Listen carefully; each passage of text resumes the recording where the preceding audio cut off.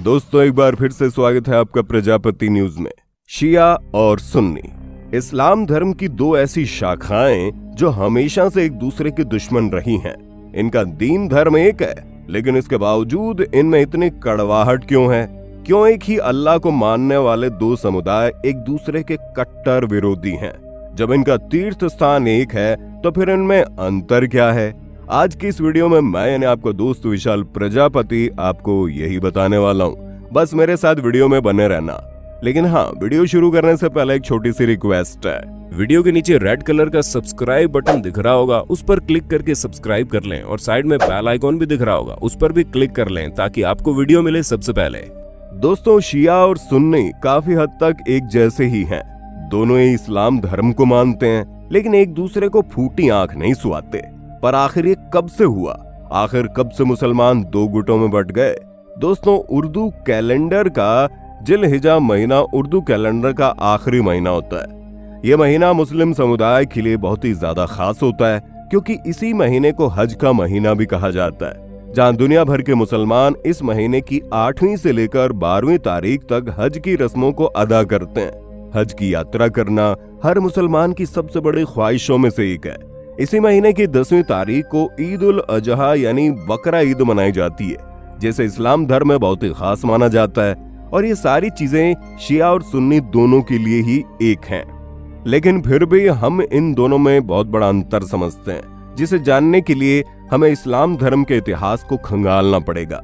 इस्लामी इतिहास पर नजर डाली जाए तो उर्दू कैलेंडर के जिलहिजा महीने की 18वीं तारीख दोनों समुदाय को बांट देती है, क्योंकि यही वो दिन था जिसके बाद मुसलमान दो गुटों में बंट गए। पैगंबर मोहम्मद साहब अपना आखिरी हज करके मक्का शहर से मदीने की ओर जा रहे थे। रास्ते में जिलहिजा की 18वीं तारीख यानी 19 मार्च 633 ईस्वी पड़ी, जब मोहम्मद साहब मक्का शहर से 200 किलोमीटर दूर जौफा नाम की जगह पर पहुंचे थे। इसी जगह पर सारे हाजी अहराम यानी हज करने वाले कपड़े भी पहनते थे। हज करने वाले सारे हाजी वापस इसी जगह पर आते हैं और उसके बाद अपने अपने देश के लिए निकल जाते हैं। कहा जाता है इसी जगह पर पैगंबर साहब को अल्लाह ने संदेश भेजा, जिसका जिक्र कुरान में भी किया गया है।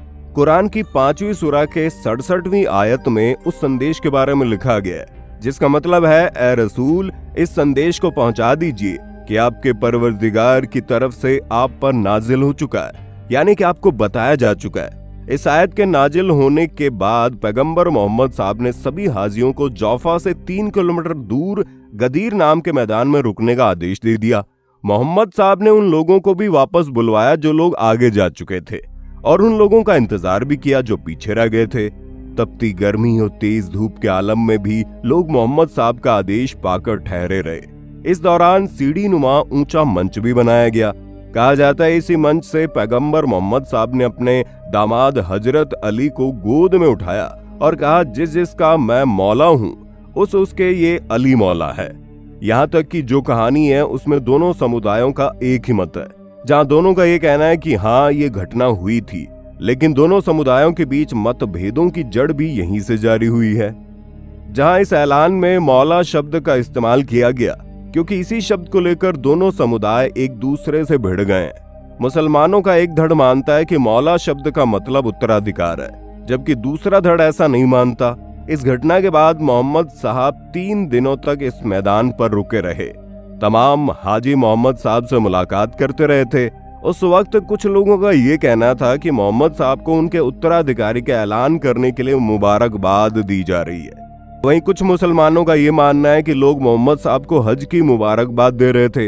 इस वक्त तक इस शिया और सुन्नी नाम के शब्द पैदा ही नहीं हुए थे, यानी अभी तक मुसलमान दो समुदायों में नहीं बटा था। इसके बाद मोहम्मद साहब अपने शहर पहुंचे और कुछ समय बाद उनका निधन हो गया। मोहम्मद साहब के निधन की तारीख को लेकर भी मुसलमान के दोनों तबके अलग अलग राय रखते हैं। अब मोहम्मद साहब की गद्दी पर उनका कौन वारिस बैठेगा, इसी को लेकर दोनों ही समुदाय अलग अलग पड़ गए। मुसलमान के एक समुदाय का मानना था कि मोहम्मद साहब ने गदीर के मैदान पर अपना उत्तराधिकारी घोषित कर दिया था, इसलिए इस पद पर किसी और को नहीं बैठाया जा सकता। जबकि दूसरे गुट के लोगों के मुताबिक मोहम्मद साहब ने किसी को भी अपना उत्तराधिकारी नहीं बनाया था, इसलिए इस पद के लिए चुनाव किया जाना चाहिए। और फिर उस वक्त के बुजुर्ग हजरत अबू बकर सिद्दीक को इस पद के लिए चुना गया और यहीं से मुसलमानों के दो टुकड़े हो गए। मोहम्मद साहब के इंतकाल के बाद जिन लोगों ने अबू बकर सिद्दीक को अपना नेता माना वो सुन्नी कहलाए, वहीं जिन लोगों ने हजरत अली को अपना नेता माना वो शिया कहलाए। सुन्नी समुदाय ने हजरत अबू बकर के बाद हजरत उमर फारूक के बाद हजरत उस्मान गनी और फिर हजरत अली को अपना खलीफा चुना, जबकि शिया मुसलमान ने खलीफा की बजाय हजरत अली को अपना इमाम माना और हजरत अली के बाद 11 अन्य इमामों को मोहम्मद साहब का उत्तराधिकारी माना। देखा जाए तो खलीफा और इमाम का मतलब लगभग एक जैसा ही है, दोनों का ही मतलब उत्तराधिकारी का है, यानी दोनों ही समुदायों के बीच जो असली लड़ाई है वो उत्तराधिकारी के पद को लेकर है। हालांकि दोनों ही समुदायों में कई सारे अंतर है जो दोनों को एक दूसरे से अलग करते हैं, जहां इन दोनों समुदायों की अजान से लेकर नमाज तक के तौर तरीके पूरी तरह से अलग अलग हैं। हालांकि पूरी दुनिया में सबसे ज्यादा सुन्नी मुसलमान मौजूद हैं और अनुमानित आंकड़ों के मुताबिक इनकी संख्या 85 से 90% के बीच है। इराक, ईरान, बहरीन, अजरबैजान और कुछ आंकड़ों के मुताबिक यमन में शियाओं के बहुमत है। इसके अलावा Afghanistan, Bharat, Kuwait, Pakistan, Qatar, Lebanon, Syria, Turkey, Saudi Arab, यहाँ तक कि यूनाइटेड अरब अमीरात में सुन्नी की बहुत बड़ी संख्या है। कुल मिलाकर देखा जाए तो मुसलमानों के दो बड़े समुदाय शिया और सुन्नी के बीच की जंग उत्तराधिकारी को लेकर है, जो कुछ सालों से चलती आ रही है और हमें नहीं लगता कितनी जल्दी खत्म ही होने वाली है क्या। तो दोस्तों, ये थी शिया और सुन्नी समुदाय की पूरी कहानी, जो जितनी ही सरल है उतनी पेचीदा भी।